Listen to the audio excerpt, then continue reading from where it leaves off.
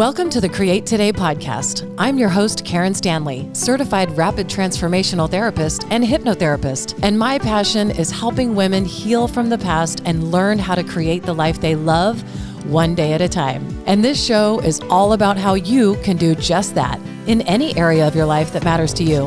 Health, finances, business, or relationships. I believe that everyone's story matters because every story can help someone else. Thanks so much for being here. I'm your host, Karen Stanley, and today my beautiful guest is Merideth Hite Estevez. She's a Juilliard trained oboist, a mom, a coach, and an author of her upcoming book, The Artist's Joy, a guide to getting unstuck, embracing imperfection, and loving your creative life. She also hosts an incredible podcast called Artists for Joy, which is on all platforms, and I'll have all the links to all of her good stuff in the show notes. Merideth, thank you so much for being here today. I'm super excited. Thank you for having me, Karen. So we were introduced by my friend Tess Joachim, who is one of the most amazing singers I've ever met in my entire life. And I'm so glad she introduced us. And I met her when we were both soloists for the Tucson Symphony. We were doing the Messiah that year. And I was just thinking about this. When did I meet Tess? And it was the same year that the Sandy Hook massacre happened. Actually, it was the same day. And I remember, because a lot of my listeners don't even know that I am a retired professional singer. I had to sing "He Shall Feed His Flock" on the night that all of those children were murdered. And it was so difficult. It was very difficult to sing without crying that day. And I vividly remember that. My kids were little. My kids are 18 and 20 now. So I think that was 2011, 2010. It's been a while now. So I'm excited to talk to Merideth about a lot of things, the creative process and her entrepreneurial journey. And I just want to first start out with Juilliard. If you are not a musician, I know you've probably heard of the Juilliard School, but just want everyone to know that that's like the Olympic trials. And if you graduate from Juilliard, then you are an Olympic athlete in the music world. That's all I can kind of just, as far as like explaining it to people that are non-musicians, it's pretty much the hardest school to get into and to graduate from. So I'd love to hear a little bit about Juilliard School. What was that experience like? And were you scared? Was it intimidating? I want to hear about Juilliard first. Sure, absolutely. Thank you for that question. It is, it's the Juilliard School is really central to my story as a musician and as an entrepreneur, especially because after I graduated, I really experienced the lowest of the low burnout. I got to I think I was the kind of person who just pushed and loved to achieve and loved to be the best. And I realized there, standing on the outside holding my Juilliard diploma for my dad's camera phone, that I didn't even like music anymore. What? And it was really 12. So I got my doctorate, my DMA, my Doctorate of Musical Arts from the Juilliard School. And it was a very academic program. So I think that a lot of people think of Juilliard as a performance school, which it absolutely is. And it's very competitive for performance. And I think they do offer this doctorate degree, which is a much more academic degree. And I think the professors wanted to make sure that they sent these great performers out into the world with the chops, the music history chops, the music theory chops. So it was a really, really difficult program. But if I'm honest, my burnout started many years before that. I had gone to a boarding school for the arts for my last 2 years of high school. Then I went to the Cincinnati Conservatory for my undergrad. And then I did a Fulbright grant to Germany between undergrad and master's. And I went to Yale for my master's. So it was just like ladder climbing, wanting. And I think looking back on it, what I know now is that I was really running from a sense of worthlessness and looking to prove that I was worthy and that I was good. And I got to the end of this apex of music institutions and found that even a doctorate from the best music school, quote unquote, in the world wasn't going to cut it. I still felt worthless. And then the worst part of it was that I doubted whether or not I was even going to use my degrees because I just wasn't sure that I didn't even like listening to music or going to concerts after that. Wow. So yeah, I mean, and I would say the Juilliard school, it gets, I don't know what kind of rap it gets right now. I think it's changed a lot since I was there, but it's depicted as this cutthroat, competitive climate. And some people do experience it that way, but it also really depends on who your studio teacher is and what program you're in. If you're a drama student versus a classical music student, it's different. It's more complicated than how it's depicted in movies and television, probably. But New York City is full of talented people. And so if you're listening to this and you live there, it's normal to feel less than, and it can really affect the way you see yourself being in those kind of climates, whether you're at Juilliard or not. It's a New York is a very intense place. And I loved it. And it was very hard. So that's just a little bit about the Juilliard School. It is intense. It's really interesting. So how old were you when you graduated with your doctorate degree? I was 20, I was 30. I graduated the year I turned 30. Yep. So basically you were in intense schooling for music since you were a junior in high 16, school. 16. Yep. So that's 14 years straight. Yep. That's a lot at any school, but especially Absolutely. the schools you just listed. Yeah. And Wow. mostly, I mean, and I loved it. I mean, I grew up in a small town in South Carolina, Mm, and I never thought that I could get this far playing the oboe. I didn't know it was possible. And mm. I think, and this really leads into my work that I do now. I think that we all can do more for the creatives and the artists in our lives who love to perform and love to be on stage and present this sort of persona to people.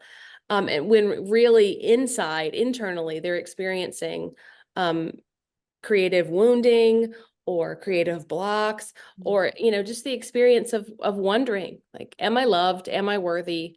And so if you know creatives in your life, reach out to them, ask them, how well are you feeling now, regardless of how you're performing in your career. Did you identify that? Would you say that was a pivotal moment when you just said you're standing there with your degree, you didn't even like music anymore, you don't want to listen to music anymore, you were so burnt out. Did you identify that you cannot get internal self-worth from an external thing, whether it's a degree or an award, that type of thing that you talk about now? Did you identify that then, or did that take some time? Oh, it took many years. Yeah. And I mean, after that moment, I got a job and I got another job, and I kept bouncing, sort of still kind of hoping that, okay, now that I'm out of school and there's nobody to tell me what to do every week, what will it feel like? But it probably took another 5 years to unravel it all. And the beginning of healing for me came when I started reading the book, The Artist's Way by Julia Cameron. And it is really about reconnecting with your inner artist child and coaxing that creative part of yourself that everyone has, not just, capital A artists, and working to improve your relationship with your, innate creative impulse. And I started doing that work, and I started leading groups or co-facilitating groups around that book. And that was really how my healing came, that I learned that lesson, that my worthiness was something I already had, that I didn't have to earn it through any degree program. And the reason why none of that was working was because that's, those two things, they don't equate. So yeah, it was a long journey, but it feeds into now to the work I'm doing that I absolutely love and makes me come alive. And I'm still playing music. I'm a freelancer and a performer still. And so, Mm. yeah, it all worked out. So beautiful. It's so similar. I was saying how before we started recording, Meredith asked me, who is my quote, typical audience? So what is my audience comprised of? And I said, well, it's mostly women entrepreneurs. And I think everything we're talking about applies to anything. We are all creative beings, and we are all creating. We might not be creating a melody on an instrument. We might not be creating a painting on a canvas, but it's the same. Might be creating systems or cultures or, teams in business or marketing messages. It's all creative. And I love this idea and this teaching and this thing to keep that inner child alive, that creative child alive. It reminds me of a speaker I listened to. I can't remember who it was, who said when you interview children in elementary school and you ask them all, are you a good singer? Are you a good artist? Are you a good writer? 100% of kids, almost 100% will say yes. Yes, 10 out of 10. I'm amazing. I'm amazing. I'm amazing. And then you interview those same kids when they graduate from high school, and it's about down to 10%. Yes. And so, by the time we get through with our school system and we just get that inner child, that creative child beat out of us, so to speak. And I think that's so sad, and how beautiful this is the work you're doing now. So when you started teaching, so you didn't start coaching, right? So let's go through what happened next. So in that 5 years, you're going from teaching gigs at colleges, right? I'm assuming. Yeah. Mm-hmm. Yeah. So I taught at a couple of different universities, and I really loved that. I mean, the mentoring students especially really impacted me and sort of called to me. And I loved having those conversations after the lesson was over. Like, what am I going to do with my life? At that time I was Dr. Hite. What am I going to do with my life, Dr. Hite? How do I, what do I do next? And so I realized, looking back, I was really life coaching my students. But no matter where I traveled or where I went, I kept talking to other faculty members or other orchestral players in my gigs next to me. And I just kept seeing they were having a hard time. They had big questions about their fulfillment and contentment, and how to navigate failure, and how to know when to quit, right? Or if to quit. And so no matter where I went, that was sort of the thing that was central everywhere, was that artists are sort of having a hard time. Many of us are. And there wasn't talk, like I said, at Juilliard or any of the schools I went to, really about well-being and how to foster that connection to your creative self. And so when the pandemic hit was really when everything started to change for me, because I had gotten married, and my husband, who's this beautiful person with, dreams that are infinite and he was a Latin jazz percussionist turned Presbyterian minister. So I married the antithesis of myself, because I loved all of the joy that he brought to my life and how he sort of broadened my horizons of what was possible. And so I grabbed onto him and was, we were prioritizing his career because I was sort of still searching what was next for me. And the pandemic hit. I was still teaching at a university at that time. And he said, you should start a podcast about some of the stuff you've been writing about and talking about with people. And I bought a mic in March of 2020, very first month of the pandemic. And I started writing and sharing my story. And that the podcast was really when it started to, things started to become clearer about getting a coaching certification and becoming a life coach for artists. And the Artist Way groups moved online. And, now we have almost 3,400 people registered for the next cohort, which starts next 2 weeks from now. And so the online cohorts, the numbers show me that this work, the Artist Way work, and my book, hopefully the Artist Joy work, will encourage us all to continue to gather in community with artists of all disciplines and all people interested in fostering creative connection, with themselves and with others. To me, it shows me that this work is healing us, and it's healing the world, because we are the creators of beauty and of connection. So it's just, I love it. I can't believe I get to do this as my job.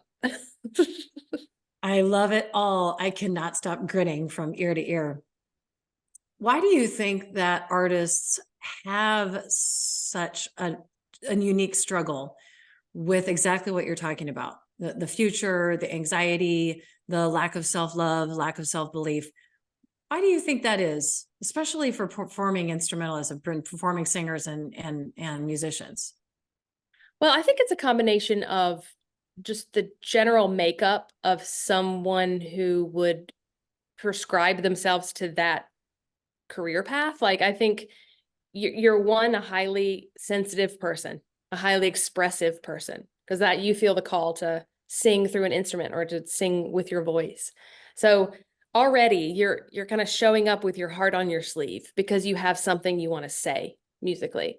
But I also think that the kind of person who becomes a classical musician understands, or maybe even initially thrives in this sort of structure of what I call recreative arts, where we take a work of an oratorio or an opera or a symphony that some other great, and sadly it's always a white guy, wrote, and we work to recreate it. And we express ourselves, we put ourselves into it. But I think the kind of person who likes to do that is a person who often struggles with perfectionism, who loves to pursue perfection and excellence and greatness. And we need a certain ability of that in our personality, I think, to practice for hours and hours every day and to achieve great things on this very difficult instrument and this major repertoire that takes a lifetime to learn. And so I think when you combine that interest in perfection with a highly sensitive person who has longing to have something to say, and you throw in a couple unhealthy teachers in there who, have issues with control and all that, and I think it's just a perfect storm of people who don't know what they like. They don't know who they are anymore. They've spent their life trying to sound like someone else or be like someone else. And yeah, I coach a lot of recovering classical musicians, like myself. I am one. So that's what I've kind of found about why we struggle with those things.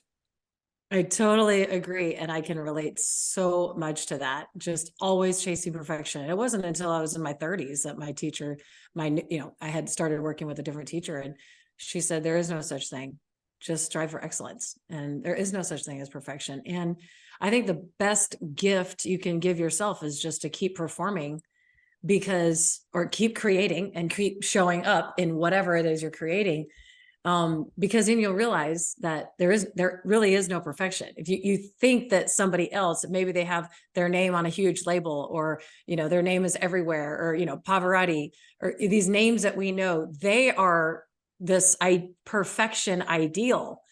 But the more you perform, the more you see that we're all humans. We all mess up all the time. And then we get together and have drinks afterwards and laugh about it. Yeah, well, and that's Best what lesson. absolutely. Yes. And I think that that's well said. And it makes me think about my husband again, because when he came to music with Latin jazz, right, where like improvisation and just, it's all about the feel, and, they do practice, but it's fun. It's playful. It's And literally playing it's around it's on your play, yeah. instruments. And I had not, when I met him, I had not played, quote unquote, on my instrument in decades, And so the more I work with artists of different disciplines, it's also true in visual arts. Like, if you're seeking perfection, quote unquote, in your painting, it's just going to be derivative and you're going to copy somebody else. Like, perfection to them is being more in your style, in your voice. And so I love thinking about play. And I love thinking about finding my unique voice. Like, everyone listening has something unique to bring to their craft, whatever that craft may be, that only they can say, that only they can make. And so we need everybody. There's space for all of us. And it's really an abundance mindset instead of scarcity. So true. It's beautiful. So how did you meet your husband? So after I left New York, immediately after that moment on this street where I was like, what am I doing with my life? I got a gig playing with a chamber music group in Chicago called Fifth House Ensemble. It doesn't exist anymore, but it was an exciting new music group that worked in schools and did teaching artistry in South Side of Chicago and all over that area. And so I had this $12,000 gig, that was I was gonna survive on 12K in Chicago. And so in order to do that gig, I had a bunch of different side jobs. And so I worked taught piano to little kids, and I taught oboe to whoever would, see my ad in the Whole Foods in Evanston or whatever. And one of my side gigs was working at the Music Institute of Chicago, which is a community music school. And they were opening a new campus at Fourth Presbyterian Church in downtown Chicago, across from the John Hancock Building, right on Lake Michigan. It's gorgeous. And they Wow. sent me down there and said, would you coordinate and direct this new campus that we're going to have classes for Suzuki parents or Suzuki violin on Saturday? And so can you go down there and tell them where to go and stuff? And so I was at the church where, and my husband happened to be there as a pastoral resident. And he was, the story goes, the story of lore is that I smelled this amazing breakfast. And Fourth Presbyterian is this huge, like big steeple church. I mean, it's like a gorgeous campus. And I walk in and I smell this like bacon sausage breakfast meal at like 5 o'clock in the morning. And me being like at the poverty line and hungry, I was like, maybe I can get some of that food. Cause you know, they usually have a lot of leftovers. And this guy walks out with a ponytail and a, you know, clergy collar. At that church, they wear, the Presbyterian pastors wear clergy collar. And I was like, who is this guy? Like 25-year-old pastor with a ponytail and a clergy collar. And I was like, hey, can I, you know, is there any food left that I could eat? And he's like, it's just a men's breakfast. So I'm so sorry. You can't have any of this food. And we laughed. And he did end up sneaking me a plate. But yeah, Aww. we became friends first, and like, you know, 3 years, 4 years later, we got together and got married. So that's that story. That's so cool. And did you hear him play? When's the first time you heard him play? Back then, he was in a band called Oh. Mylan and the Sour Goat, which is such a random name. But and he grew up in New Jersey. My husband's from Guatemala, his family's from Guatemala originally, but he grew up in New Jersey. And they had, you know, they had some major gigs. They had won like Battle of the Bands. And so it was like rock reggae. So I started going to his shows, and I started, you know, being a groupie immediately. And yeah, he's a really joyful percussionist, and that made me fall in love with him right away, for sure. And then you enjoyed listening to music again. Exactly. And he asked, and I wrote a podcast about this, and this is in my book too. He asked me, why is it that when you say someone's name, you always say where they went to school? Like Sarah Eastman, you know, Ian Curtis. He's like actually thought that those were people's last names instead of music schools. Really? And I had a major moment with myself. I'm like, oh my goodness, I am equating people's value with the things they achieve, just like I do for myself. And so, yeah, that relationship was central to me realizing, sometimes in a very uncomfortable way, the ways that I had it twisted. And so, yeah, he helped me bring back my joy for music and helped me see the world through the lens of joy, which I'm so grateful for. Mm. And that is your focus now. I mean, it's so great that we are all the most equipped to help people who we used to be. And so you lived through that and worked through that. After you read that book, The Artist's Way, what happened after that? So I started leading the cohorts online, and I kept, everybody wanted to keep meeting, you know, and it was like, how can we foster community even more? And we just, in the pandemic year, we did back to back, you know, the book is a 12-week program. And so it's a big commitment, and there's lots of like tasks, and it's one of those books that's really like, and people have compared it to Alcoholics Anonymous, actually, because it has, you know, different weeks. There's 12 weeks, like the 12 steps. And Julia Cameron has shared that she is in the recovery community. And the work is called Creative Recovery. And so we just started a creative recovery group online. And I started having conversations with people on my podcast. And I got the coaching training through one of the universities where I was working at, allowed me to get trained as a coach. And so speaking from an entrepreneurial side, the Artist's Way is sort of, to this day, the free offering that I get. It's really a lead magnet that I use to find my people, because it's a really recognizable book. And if people have followed the hashtag, and they get to know me because I offer this thing. And most people would be like, is it wise to offer a 12-week thing for free? I mean, that's crazy. That's a really high intensity Big lead commitment. magnet. Yeah. But I'm in the back of the book, it says that if you meet artist way gurus, quote unquote, and they're trying to charge you money for this work, just know that that's not the spirit of this work. The author says that you're not supposed to charge for to create these clusters, or to be like the teacher. Like I guess why I call myself a facilitator. So anyway, through the courses that we do online, I have a bunch of friends who have done the group with me before, who now I call co-facilitators, and they help me lead it. And so we do it together, and a certain percentage of those people become coaching clients, I hope, and support the podcast. And so that was how I was able to get a book deal, was to show that I was connected to the readers. And I'm going to hopefully go around and tour with my book and spread the message. And the book is really like an updated version. I mean, the Artist Way came out in 1992. And so it's been, we don't talk about technology at all in the original. And so, Mm. I really wanted always to write a book about my experience and share some of the stories of the people I had met along my road of creative recovery. And so that kind of brings us to present day, where the book launches in a couple months. So I'm that's where we are. so excited. I've already pre-ordered it.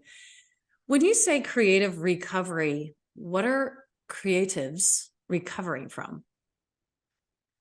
Yeah, I think that it's not even necessarily only for creatives. I think every person needs to experience recovering their own, innate creativity. Mm. Like we were talking about before, you probably remember as a kid, what was it? I remember listening, somebody gave me an Aaron Copland box set, and I just listened to Appalachian Spring, his piece, on repeat, to the point where my sister almost killed me. Like, please turn that off. And when we do this work in creative recovery, you're asked questions about, who were you as a child, and what did you love, and when did you last feel that excitement in create or making something that you care about. And that's a definition for creativity that I stole from Eric Booth. Creativity is just making something that you care about. It can be a meal, it can be, a playlist. I mean, it doesn't have to be some great work of art. It's just the spirit with which you take materials and turn them into something that you care about. And so, yeah, creative recovery is really about reconnecting to something that is already within you, that you may or may not have, worked to be a professional at. But either way, we all, to some extent, need to work to recover that creativity. And when you do that, you find joy. Right next to it is joy, right there waiting for you. And so it is really, really fun, and a pleasure to watch, an honor to be with people as they do that. Oh, it's so beautiful. I remember I didn't have any joy performing until I really worked with that one teacher that said, let go of perfection. And I that was such a hard concept for me to grasp. And once I just worked for excellence, and practiced 100,000 times before I walked on the stage. I wasn't fun at all. I don't remember being fun at all. I was just nervous. People were judging me. The thoughts that were going through my head would race my heart. And then I would have to take more breaths than usual than I would, Right. because my heart rate is pumping, my adrenaline's going. I feel like everybody's just judging, looking for me to make a mistake, jotting down every mistake, or if I pronounce one word wrong. It's it's it's such it's so great to hear about this work that you're doing, and you have such a huge community. How important do you think the community piece is? Oh, I think it's central. I think that, Brene Brown has taught us that vulnerability is where connection lives, right? And to feel worthy, Brene Brown says we need courage, compassion, and connection. And so connection is central to, and it doesn't have to be on Zoom or on the internet. It can be as simple as a phone call or a meme in a group chat. That's what we really long for. That's what we're really looking for. And I would say that's at the heart of creative expression. When we go to express ourselves through our creative work, we're longing to feel connected. We're longing to know, had to have someone see that we've lived and that this is, what we would say and how we would share, what song we would sing today. Mm. And so the community, we do this thing where we go to breakout rooms because it's a large group on Zoom. It's kind of hard when you have a couple hundred people on a Zoom call. Like, it really feels more like a webinar. But we go to breakout rooms and you get to meet 3 other strangers and who have read the same, 5 pages or whatever, and have done the same things that week and have written their morning pages. And it's amazing how, like, somehow through the spirit of the internet, we all, people just meet people where they are. And it is, in a world that's hugely divisive, and, we're coming up on another election. I mean, I'm so grateful to even just be a witness to people holding spaces that are safe for one another. It's really powerful. Oh, I bet. I can only imagine. Sounds wonderful. If somebody wanted to join your group, how would they find that group? Is it on Facebook? Yeah, well, it's on everywhere, Facebook, Instagram, and we host via Zoom. So if you go to artistforjoy.org/theartistway, you'll find us, and you just register, put your name in there, and you'll get an email. But if you're not on social media, you can just type in, Merideth Estevez, The Artist Way, or the Artist for Joy, The Artist Way, some combination of art, joy, and The Artist Way. And the SEO will work in Google. That's how a lot of people find me, is just Googling like The Artist Way group or whatever. Yeah, because we've been doing it for so long. There's like a lot of hits on Google. So that's how you find us. Love it. I love it. Just want to make sure we tell people that before I forgot. I was really intrigued, and I loved your most recent message on your most recent podcast. When we're recording this, it's January 22nd. And this whole concept of letting go, because I've written a book too, and you have to let it go at some point. And otherwise you could keep just editing, revising for years. And I think that's the same as playing an instrument or working on a painting. If you don't let it go, you had this beautiful quote, and I can't remember what her name was. You remember it because you just recorded it, about the whole, if you don't share what you've learned, I'm paraphrasing it. Why don't you just tell us what it is? It's Annie Dillard in her book, The Writing Life. And she talks about, it's a long quote, so I can't do it word for word, but she talks about how, as you're writing, your impulse to save something for later in the book or later in the poem or whatever is the sign that you need to share it now, share it all. Because she says that whatever you don't give away will be lost to you, and the imagery she uses is so powerful. She says, you'll go to check your safe and you'll find their ashes. Yes. And so, yeah, I thought that was such a beautiful depiction of, the joy is in the creative sharing and the creative outpour, not in the creative holding or hoarding. Because I think of so many people around me who have incredible creativity, incredible skills, and they didn't ever want to they never had a dream of pursuing that as a career. But as I was listening to you this morning, I just think that it doesn't matter. It doesn't matter if it's a career or not. It doesn't matter if you're getting paid for something, but just that creative process and the sharing of it is the joy. It can bring you so much joy. And I just think that's such a beautiful message. I think it's so important.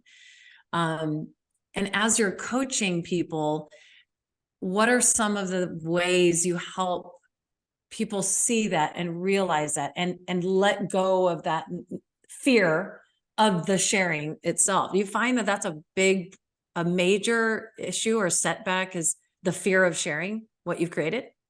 Absolutely. Yeah. I think most of us fear judgment or fear, like you were saying about your singing, like that people are watching and waiting there for you to mess up. Mm, And, it's sort of like a gotcha kind of mentality. Um, and the way that I approach it in my book is to talk about creativity as a devotional practice.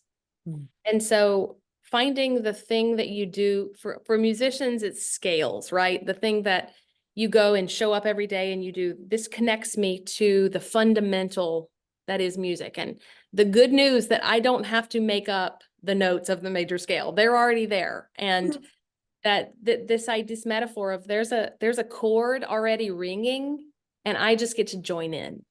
And so there is nothing new under the sun, and yet I get to participate in something that's already happening. So I don't have to take responsibility for something if it doesn't, I don't have to take the blame if it doesn't go well.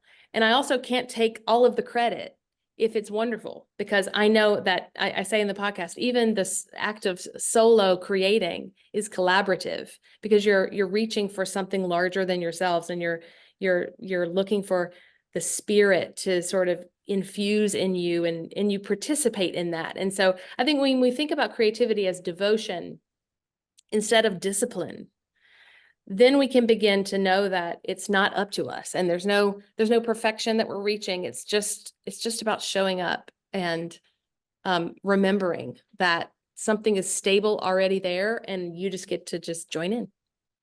Did you have any teachers along the way that actually saw creativity as a devotion instead of discipline? Um, I would say yes. I You think did? that there are, yeah, there's a few that if you go back into the analogs of the podcast, you'll find I did an episode about toxic teachers, and I interview one of my great teachers, he was Nicholas Daniel. He's an oboist he works and plays in the UK. And he was really interested in like the connection between the performer and the audience. And so yeah, I think it is rare, and I don't want to blame our teachers always, because I think they were first of all doing the best they could with what they had, meaning they passed down the methodology that they inherited, right? But Of also course. I think they need a um they worried about us. I think with compassion, they worried that we weren't going to get a good job or that we weren't going to make it, quote unquote. And so they had to push us in the only way that they knew how sometimes to make sure that we are prepared for whatever was ahead, for the careers paths that they believed were available. I agree. And I think I've had wonderful teachers. And I think what could be very, very stressful especially at the level of a Yale or a Juilliard, there's a lot of pressure to produce a certain level of technique and skill because you're coming from my name and you're coming from this school and you've made a huge investment to get the best quote unquote skills that you can in however many years you're going to be here. And I can understand that because I can understand there's a lot of pressure. I think that comes from a bit of a perfectionism in themselves, and that's how they got to be so incredible themselves and at that level, teaching at that level. So I can understand that. I was just curious if you had personally had that kind of an example of really making it about devotion, because I've never heard anybody say that. And I think it's beautiful. Thank you. So as you were going along, when did you think about writing a book? Did it come to you? Did somebody come to you saying you should do this? Did you have the idea at first? How did it happen? Well, we talked about the inner artist child, and looking for clues in your childhood memories about what you're supposed to do with your life. I used to write books as a kid, and I think many of us do, right? I used to write and illustrate books, and my mom was my elementary school librarian, and so she would actually get them bound like little wire bounding for me. And So so cool. yeah, it was really cool. My sister-in-law recently was cleaning out our childhood home, and she sent me a bunch of my books, and it was right around the time when I was like finishing my manuscript, and so it was really, really powerful to see that.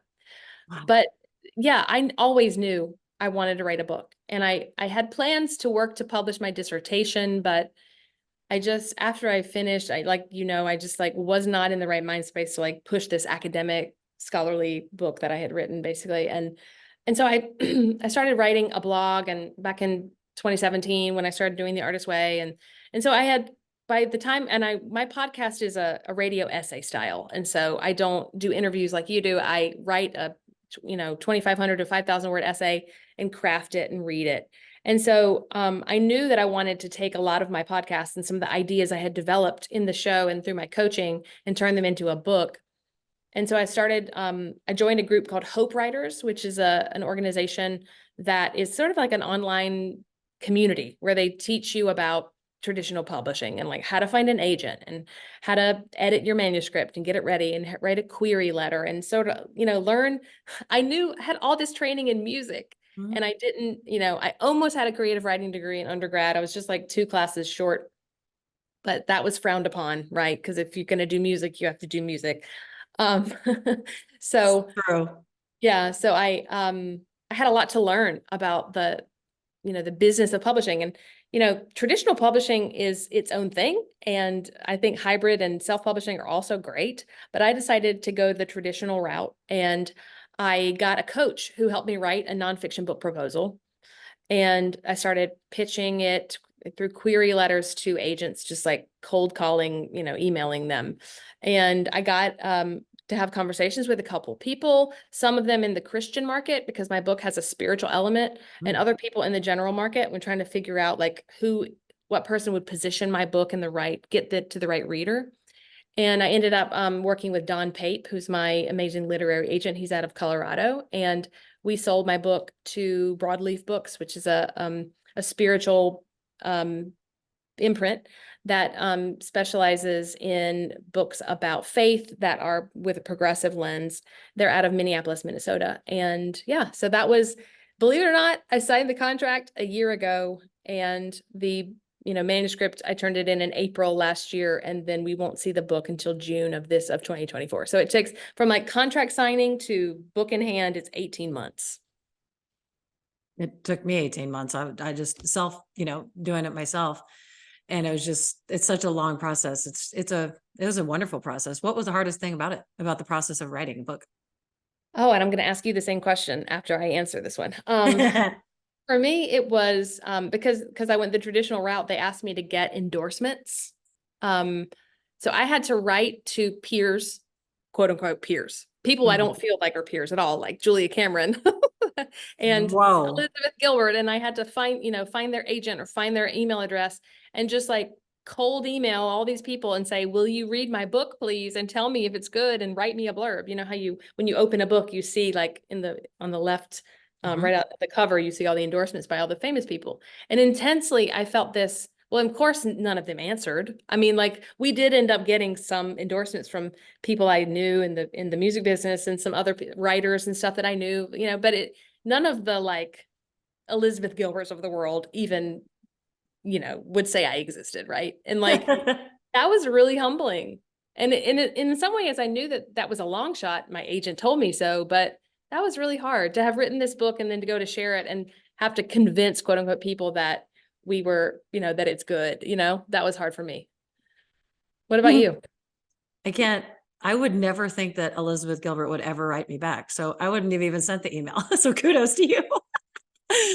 The hardest thing for me was to decide how much to share. You want to be vulnerable and you don't want to just, talk ad nauseum about all the mistakes I made. My book was about how to create your own love and your own self-love and change your own inner beliefs so that you can attract the one and you can attract the partner that's meant to be for you. It's doing the internal work. It's so similar to what you are doing. It's packaged in a different way, but you are creating your own self-love and your belief that you are meant to be with a certain person that's perfect for you, not perfect, but perfect for you. And we, as we get older, the more experiences that we have, they are training us to believe things about men and relationships and marriage. And it's really just about reprogramming that and rewiring our brain to help us believe that we deserve love and we deserve a partner and we deserve the life that we really want and we've dreamt of having. And I also really struggle with just letting it go. It's just funny that that's what your podcast what is. I really just wanted to keep editing. Every time I read it, I can think of something else that would make it better. I want to add something. I want to take something away. Oh, that's stupid. Yeah, You totally. know, Me too. and my editor was not, I actually hired somebody outside because I originally published it with Balboa, who's a self, you know, Hybrid. it's a hybrid. I mean, they have teams of people to help you with things, but for all intents and purposes, you're still publishing it by yourself. They're just helping you. And I was very disappointed with the editing arm of, and I spent a lot of money, paid them a lot of money to help me with editing. It's like one of the edits was, you should combine these two chapters. I'm like, well, that's not editing, because after I do that, then I need an editor. Yep. And I did. So, I mean, I didn't combine those two chapters. It's really having that discernment with somebody that tells you what they think that you should do. And for you to share what you want to share and what you to believe to be important and to believe that will help somebody. I think I just, ended up just going with my gut, but letting it go, actually sending it and saying approved, was the most difficult. I just kept wanting to change it, kept wanting to edit. I kept wanting to change. I was like, ugh, I'd read, one of the chapters again. I'm like, I should have said this. And literally all I could think of was, for months and months afterwards. Yeah, me too, for sure. And I think my experience with letting go and what the podcast was about was like having to constantly, because I decided to go the traditional route, I was in a partnership with somebody else. So like I could say no, because the book has my name on the cover. I could say no to a certain amount of things, but not everything. And they, the developmental edits, which is what you're describing of like combine these two chapters, like that was really, really hard. And, we had to, the titling, like choosing the title and choosing the cover, like we settled on something that we all agreed on, but it was a very stressful process of like, okay, well, the thing I envisioned, this isn't it. This is okay, but I had to let go of what I expected it to be. And then, like you said, I had to eventually be like, okay, this is it. Let it go. And I think that's so true about anything that we create. I think it's so scary to share it. And we are so, like you just said, we think that we're going to be judged, because we have been judging ourselves. You don't think anybody's judging you unless you're constantly judging yourself. It all comes from internally. And I just love that you're sharing this with the world and able to share and coach, so many creatives through these things. What are some of the other skills or topics? Because I haven't read The Artist's Way. What's another really important piece that you feel helps people the most have that creative recovery? Sure. Well, along the lines of what you were just talking about feeling judged in the sharing. And this isn't from The Artist's Way. This is from another book. It's by Martha Beck, who is a Harvard sociologist and life coach of Oprah. You may have heard of her, but she has this coaching skill in one of her books called Choosing the Right Everybody. And so in my book, I recasted that idea, crediting her, but kind of making it more about creativity and naming, like, when we share our work, we will be judged. Like, that is a reality. It's not if it, I don't know if you do this, but you go and check and how many reviews did I get and how many stars and what did they say? And so it's not a matter of if, it's a matter of when. And so we have to work hard to then create the judgers that we want, the everybody committee in our life that has our best interest in heart. So in other words, we have to decide whose judgment and whose criticism we will listen to and learn to tone out the others that we won't. Because as Rachel Held Evans said, we have to have a thick skin and a tender heart. If we're going to be creative, we can't lose our tender heart. But if we're going to be brave and we're going to tell the truth and we're going to let go of our projects that we've spent so much energy on, we have to have a thick skin. And so the skill, the teaching around that for me has been looking at who is the everybody committee that I can look to, what does everybody think? Which everybody are we talking about, right? And naming that for myself, and then taking all the other voices and just getting them out of my head, because they're not going to be useful for me. So true, and so hard to do. And we're almost out of time. I can't believe it. I just looked at the clock and realized that time has flown by. Thank you so much for being here. What's the one, as a parting piece of advice, that you would give someone who would really love to create something, but they have that innate overcoming fear of being judged or of showing it to anybody? I would say to think about it as making something that you care about, looking at what do you care about? We all care about something. And what's a way for you to just start small and experiment and play with some materials that you're curious about, that you care about. And if you have training in a particular art form, don't choose that one. Choose another one. Choose the ukulele or the watercolors, and explore and just get to know your inner artist child again and see what comes. Don't try to make a next new hustle out of it or a side career yet. Just explore and let it be for the joy of it. Play and play some more. I love that so much, Meredith. Thank you so much for being here. Remind people one more time. I'll put all of your links in the show notes, but tell them how they can find you if they're driving right now. Sure. My website is artistsforjoy.org. It's plural, artistsforjoy.org. And I hang out mostly on Instagram at Artists for Joy. And my podcast is on all platforms. It's called Artists for Joy. And my book is called The Artist's Joy, and it's available for pre-order wherever books are sold. Fantastic. I can't wait to get mine. I cannot wait to read it. Thank you so much again. And listeners and viewers, thank you so much for being here and supporting my show. Remember that you can create a life that you love. You can create things that you love. Just take it one day at a time and play and play and play and listen to Meredith and go buy her book. Thank you. God bless you. Have a great day. Thank you for being here and listening to my show. If you got any value at all, it would mean the world if you shared it and left a review. Remember, the only way to create the life you love is to take it one day at a time. Create today. God bless you.